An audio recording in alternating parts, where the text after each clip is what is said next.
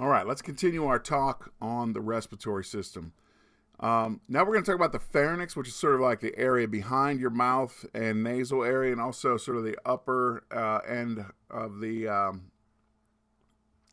neck and your voice boxes in there. We're going to divide that up into the naso, oro, and laryngeo pharynx. And this area, food and air can go through there. So we're going to talk about how all that sorts itself out. The tubes that are behind your eardrums and equalize pressure for your eardrums connect to this area. I learned those as eustachian tubes, or the earlier chapter called them auditory tubes. Those can get clogged up when you're sick. We also have some tonsils in this area. So if you look right here, these are the ones you can see when you open up and say, ah. You also have one on the back of your tongue. Anyway, those are your tonsils. Back in the 50s, we used to take those out quite a bit more than we do today. They are still removed, just not as common as a surgery as it used to be. Let's move on. Your voice box is in this, okay, in this area. And we're going to call that your larynx. Your larynx obviously plays a huge role in speech, and it's made up of cartilage flaps that vibrate as air moves past them.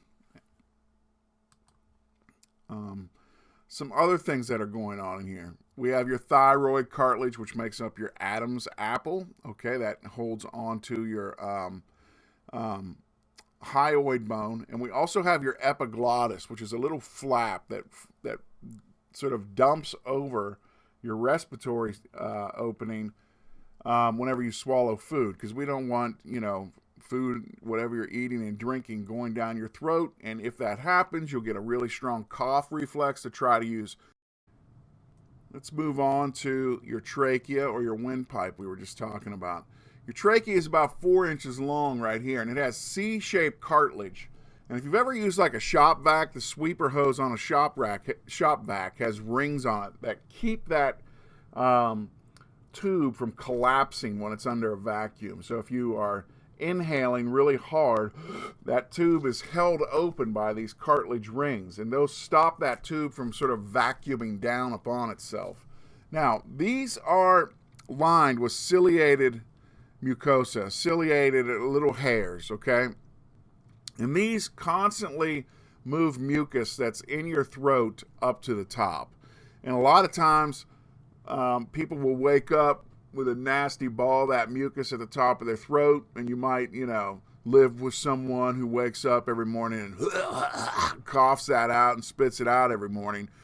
Well, the reason why it's there in the morning, when you're laying down, there's no gravity, and it moves it up a lot easier. Now, if you're a smoker, smokers kill these hairs off really, really quick. So anytime smokers get a respiratory infection, they have this, it usually lasts much, much longer because they don't have these hairs in the numbers that a healthy person does.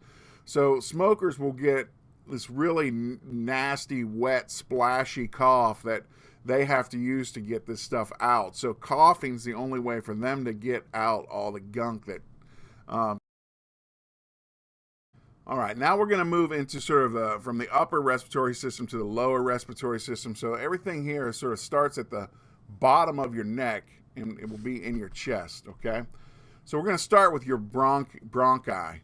Now, this is where your trachea sort of splits into left and right sides for your left and right lung, okay? So with your bronchi, this is what gets infected when you have bronchitis, okay?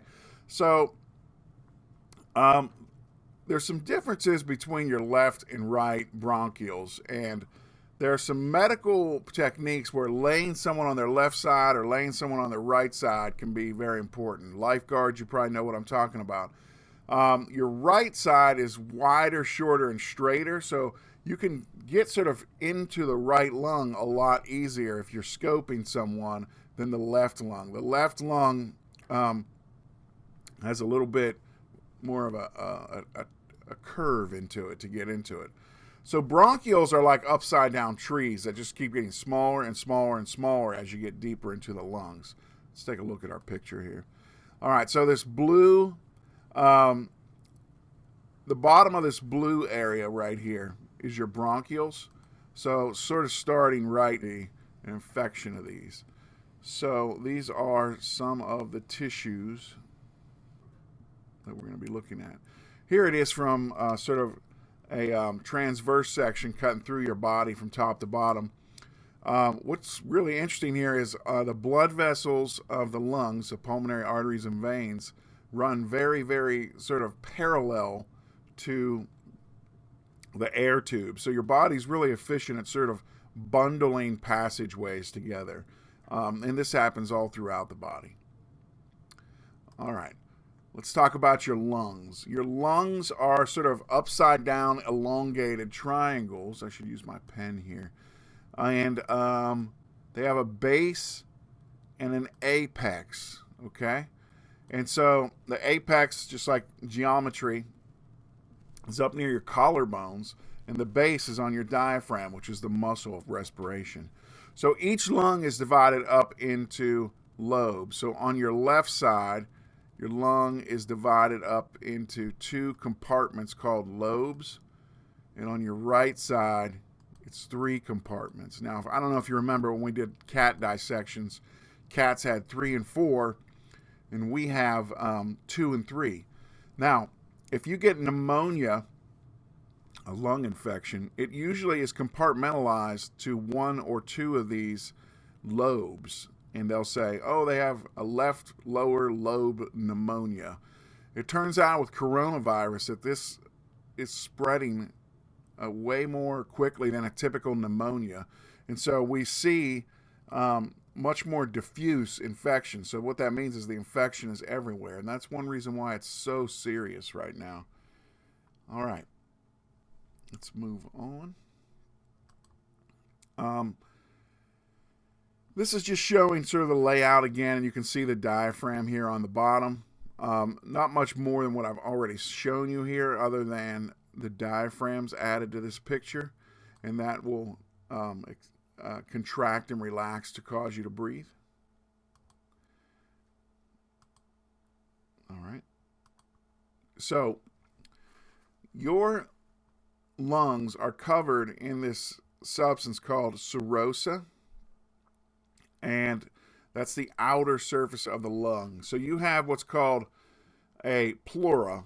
A pleura is a membrane, and if this membrane dries out, you can get a medical condition called pleurisy, where your lungs are rubbing against each other on a dry spot.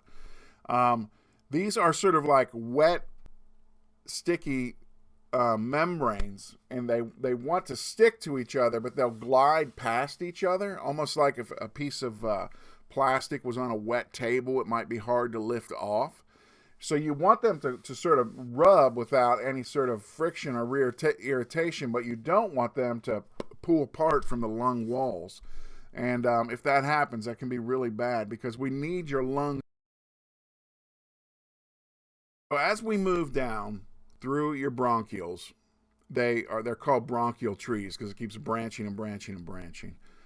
And we give these some names as we move through them. The primary ones are the ones where the tree just kind of splits, the Y in the tree. And then secondary and tertiary. After you get down to those ones, they get really smaller, and we start calling them bronchioles, which is little bronchioles. Where they stop, we call them terminal bronchioles. Just remember, to terminate is to stop. So terminal bronchioles are at the end. Now, what happens down at the end?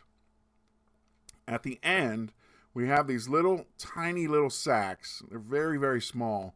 And as you breathe in and out, all these sacs are filling up with air, and these are called alveoli, and these are lined with capillaries. So these are the tissues that are affected by coronavirus and pneumonia really, really terribly. These are lined with capillaries so that your body can dump out CO2 and absorb oxygen very, very quickly. And these are really, really small. And when they fill up with fluid, you can't pick up the respiratory gases that you need to from the atmosphere, and you can't get rid of the ones that your blood's trying to dump So that can be deadly. Okay. So these respiratory bronchioles end up in these little tiny tubes called alveolar ducts, and then they get down to alveolar sacs and individual alveoli. The only place that oxygen and CO2 are exchanging are in the actual alveoli. All right, and if you look down here, let me move my picture, you can see they have tiny little holes that open up into the alveolar ducts. And so we don't have like one big hollow air ball, because all these little alveolar sacs increase surface area. The inside of your lungs has a surface area of, I think, 3 or 4 tennis courts. And so if you think about, all right, so when we get down to the very sort of bottom of your lungs, this is where sort of like the magic of respiration happens. You've got a red blood cell here that's picking up atmospheric oxygen across this membrane. So this has to move across this membrane very, very quickly. CO2, which actually rides in your blood plasma, has to be kicked out very quickly. So this exchange has to happen very quickly. If you're sick and this gets gunked up with infected tissue, this is going to slow down and it's going to kill you. So we got to be very careful with the respiratory system. Same thing with things like black lung or asbestos or whatever. If something gets in here and scars up this tissue or blocks up this tissue just by breathing dust constantly, you can pretty seriously limit your respiratory function, and you can get yourself into some pretty bad trouble. Okay, I'm going to go ahead and end this section of the respiratory lecture today right here. What I want you to do is watch this and start working on the questions I'm going to post.